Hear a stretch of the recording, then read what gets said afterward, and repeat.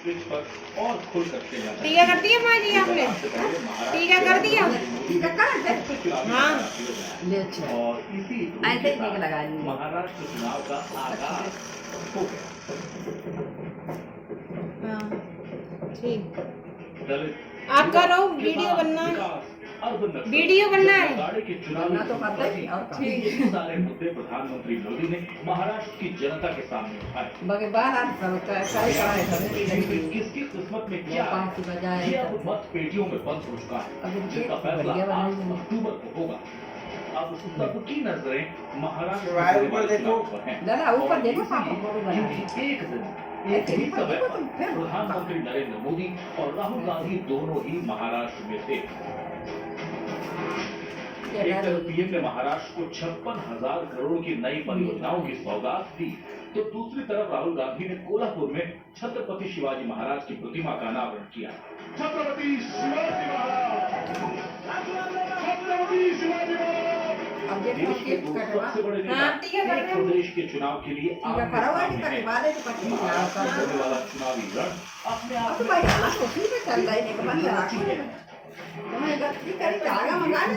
चुनावों में शानदार प्रदर्शन ने काफी हद तक इस लड़ाई को कांग्रेस और उसके साथियों के पक्ष में मोड़ा। 2019 और 24 के बीच सियासी समीकरण 180 डिग्री घूम गए। पार्टी में दो भाड़ के बाद उद्धव ठाकरे और शरद पवार की ताकत आधी रह गई है। कई पार्टियों के गठजोड़ से बनी महाविकास और एनडीए में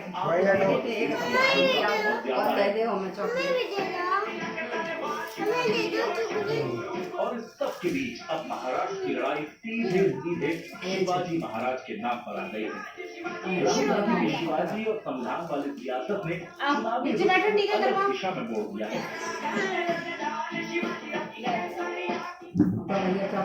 राहुल गांधी ने चुनावी दंगल का आगाज कोल्हापुर की उस धरती से किया जहां से शिवाजी महाराज ने निचली जातियों को आरक्षण दिलवाया था। कहा जा सकता है कि कांग्रेस की मैसेजिंग राहुल गांधी ने आज कोल्हापुर में शिवाजी महाराज की प्रतिमा का अनावरण किया।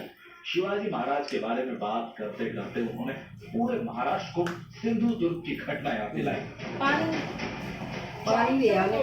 को सिंधुदुर्ग में नौसेना की भूमि पर छत्रपति शिवाजी महाराज की मूर्ति का उद्घाटन नरेंद्र मोदी ने ही किया था। समुद्री रक्षा में छत्रपति शिवाजी महाराज के योगदान के लिए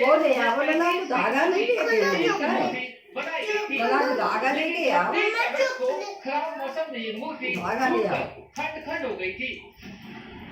प्रधानमंत्री ने इस घटना के लिए महाराष्ट्र से माफी तक मांगी थी। पिछले दिनों सिंधुदुर्ग में जो हुआ, मैं आज सर झुका करके ये पानी आराध्य देव छत्रपति शिवाजी महाराज की उनके चरणों में मस्तक रख माफी मांगता। यहाँ पे रख लो ये पैसा रख लो। और इतना ही नहीं, छत्रपति शिवाजी महाराज को ऐसे नहीं गहरी चोट पहुंची है। मैं ऐसे आराध्य देव की पूजा करने वालों को भी और वो धागा ले आते भी धागे में लगा देंगे क्षमा मांगता हूँ। अब पूजा में सुखाला ना धागा राहुल गांधी इस लड़ाई को निकाल रखा है और ऊपर डिब्बी खोल के देंगे ना, छोटी डिब्बी में की घटना को बीजेपी की नीयत से जोड़ दिया। चलो के काटो। और आपने देखा चॉकलेट वहाँ तक पकड़ा दे, नियत दिख जाती है, अलग रखते नियत को छुपाया नहीं जा सकता। पकड़ा वहाँ सीधे हाथ तक पकड़ा।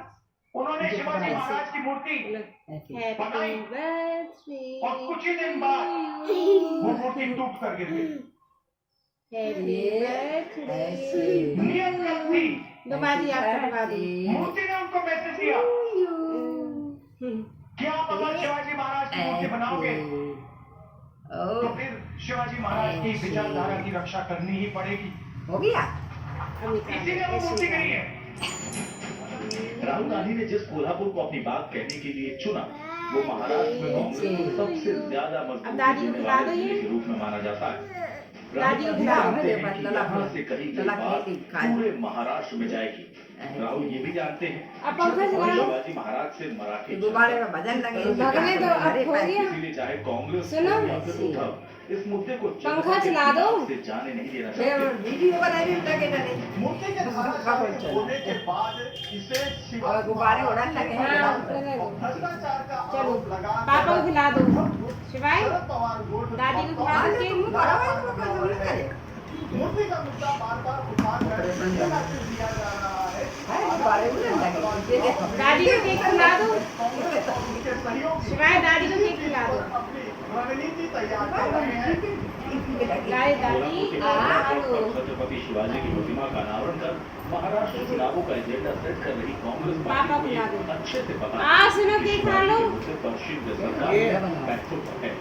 लेकिन क्या वाकई महाराष्ट्र देखो, खोल के देखो मुद्दे पर इसमें। बीजेपी से नाराज हाँ, हैं? मुझे तो या मालूम सच में वोट देने के वक्त ये बात टॉफी सबको दो, पहले अपने रख ली। खुद महाराष्ट्र की जनता इस पर क्या सबको सोच टॉफी रही दो। है? ये सिर्फ ये लो ये लो। एक्चुअली कैसे है कि दादी को ये भी दो। सिर्फ जो भी राजकारण चल रहा है ना आज तो वो सिर्फ तुमने कठोर पकड़ी का शिवाजी बोलने पर महाराज पकौड़ी के में ऊपर गुरुजी डिपेंड की नहीं है। बोलना बहुत जरूर सारे पड़ता होते है हैं। बना हम बनाते नहीं हैं। या बना फिर हमेशा बनाने पड़ेंगे। माफी मांग दिया है sorry। रूम बने और नहीं जितना हो बने। सकेगा उतना नहीं उन्होंने बने। बार-बार हमने बनाई माफी तो मांग ही रहे हैं। तो मैं चाहता हूँ कि ऐसा मतलब मेरा ओपिनियन ये है कि हमारी तरफ ठीक है, के बराबर मोदी साहब की हाँ, तरफ तो से ये भी एक दादी कहूँ उनकी दादी डिपार्टमेंट है, उनकी जो हाँ, ये अगर बना तो फिर हमेशा बना। मतलब या तो कुछ और नहीं बना तो केक वगैरह आ जाता है। मतलब ऐसा अगर पिछले जमाने में केक वगैरह तो चलते नहीं थे, तो बिल्कुल ऐसे तीखा हो जाता था। अब केक वगैरह चलता हमारी है। तरफ तो बहुत है यहाँ रानी में जाएगा तो पापा खिला दो। सुनो, ये लो केक खा लो। असर पड़ेगा बीजेपी के ऊपर। लेकिन जो पब्लिक है इस चीज से तो नाराजगी हुई है। हमने नहीं लगाई। तो धागा ना क्लियर नहीं हुआ है। कितना है? जो तो ये चीजें हैं उसको हाँ, गिराने में, चार के हो जाएंगे। महाराज की प्रतिमा को गिराने में या सही तो गिराने है। में किसी का हाथ गांठ नहीं लगाई पड़ा। थी आपने? वो एक तकनीकी पहलू है जो जांच के बाद बाहर आएगा। छत्रपति शिवाजी महाराज की मूर्ति जो गिरी है वो लोगों के आज 4 साल के हो गए हैं। प्रधानमंत्री जी ने माफी मांगने से नहीं होगा। फिर भी लोग केक खा लो, काम भाग जाते हैं। हमारे भगवान का पुतला गिरना यानी बहुत बड़ी हमारे लिए एक शोकांतिका है। ऐसा नहीं होना चाहिए था। वो हमारे देवता है, हम उनको देवता की तरह पूछते हैं। लो आके देवता का अपमान हुआ है। मुझे तो लगता है कि अगर गलती होती है और पूरी सरकार को नुमाइंदा अगर वो माफी मांगता है तो मुझे लगता है इससे अच्छी कोई चीज नहीं हो सकती। के पापा केक खा लो। कांग्रेस ने चुनावी शंखनाद के लिए कोल्हापुर को चुना तो बीजेपी भी चुनावी पूरा लगाने में पीछे नहीं लगी। आज वो भगवान जी को भोग लगाने पर महाराष्ट्र के जिस वाशिक में आज प्रधानमंत्री पहुंचे, जहां उन्होंने ये लो पापा केक खा लो। जगदम्बा माता के मंदिर में पूजा अर्चना की। पापा संत सेवालाल महाराज और संत रामलाल महाराज की समाधि पर श्रद्धांजलि दी। अरे आप खा लो ना। हाथ से खा लो। एक संग्रहालय का उद्घाटन वो किया। बाजा बजे ये तो वाशिक बात वही इलाका है जहां बंजारा समुदाय बड़ी तादाद में रहता है। वोट के नतीजे से महाराष्ट्र राजनीति में बंजारा समुदाय की अहम भूमिका है। इसी जमाने में घुमंतु समझे जाने वाले इस समाज की जला को तुमने धागा तोड़ने से और मिट्टी को पलट को आंकड़ों के मुताबिक महाराष्ट्र में बंजारों की आबादी कुल आबादी का 6% है। महाराष्ट्र में 1 करोड़ 20 लाख आबादी वाले बंजारा समाज अनुसूचित जनजाति वर्ग में आते हैं। महाराष्ट्र में राजनीतिक शक्ति के रूप में हमेशा समाज की गिनती होती है। इस समाज ने महाराष्ट्र को 2 मुख्यमंत्री दिए, वसंतराव नाइक और सुधाकर राव नाइक। दोनों का संबंध बंजारा चलो समुदाय से ये था। देखो तो कल पापा जी आए सबको दे इस देंगे। समुदाय को बैलेंस करके उन्हें राजनीतिक रूप से जागरूक बंजारा समुदाय को वोट हासिल होगा। इसके अलावा कांग्रेस और राहुल गांधी की कास्ट ठीक है, तो मैं पहले ही कह रही थी, तो मैं देखो। मौका भी मिलेगा। पैसा नहीं है तभी तो प्रधानमंत्री खुद बंजारा समुदाय के लिए किए गए कांग्रेस दवाई के नहीं लिए आ प्रयास सकती दिलाते हुए उसे दलित विरोधी बता रहे हैं। आजादी के बाद ये देश की जब मैं जिम्मेदारी तेरो थी भरे कि बंजारा समाज की चिंता करे, उन्हें सही सम्मान दे। जाके निकालो वहाँ में डालो बाकी निकालो जाओ में डालो। क्या किया? दोनों चला कांग्रेस की लीजिए नीतियों निकालो ने समाज को और मुख्य धारा से काट कर रखा। आजादी के बाद कांग्रेस पार्टी पर जिस परिवार ने कब्जा किया उसकी सोच स्वेटर देखो सामने। उधर देखो अंग्रेजी हुकूमत की तरह ही ये कांग्रेसी परिवार भी दलित, पिछड़ा, आदिवासियों को अपने बराबर नहीं मानते। गठबंधन राज्य की 48 लोकसभा सीटों में से सिर्फ 70 सीटों पर ही जीत सका। इसमें बीजेपी ने 9 सीटें जीती, जबकि 2019 में बीजेपी